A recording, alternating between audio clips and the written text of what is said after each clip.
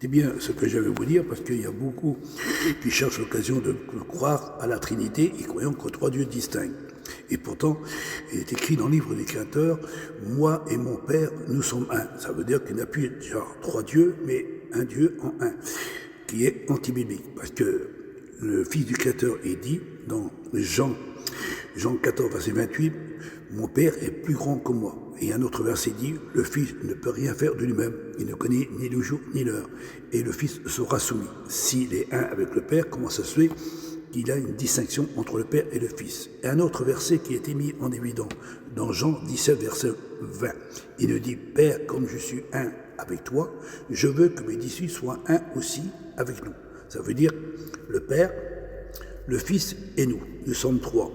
C'est pas une trinité. Chacun a sa place et il y a une distinction entre le Père et le Fils. Une autre chose aussi. Qui est le chef de la femme? C'est l'homme. Il y a une distinction entre la femme et l'homme. Et qui est le chef de l'homme? C'est le Christ, le Mashiach. Et c'est qui le Mashiach? Le Mashiach, ça veut dire consacré.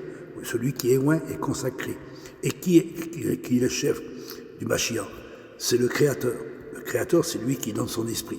Comme Yahshua dit, le Père est en moi et le souffle du Créateur est sur moi. Ça veut dire qu'il a reçu le Mashiach. Ça veut dire qu'il a été consacré par le souffle du grand Créateur souverain. Il y a une distinction entre le Père et le Fils. Il y a une distinction entre le Mashiach et nous. Nous sommes consacrés à travers du Mashiach. Et le Mashiach, c'est le souffle du Créateur souverain en nous. Alors, ne disez pas qu'il y a trois dieux distincts, selon ce que vous prononcez à travers de Matthieu 28, verset 19 à 20, selon ce qu'il est écrit dans le livre du Créateur, moi et mon Père, nous sommes un, mais je veux que mes disciples soient un aussi.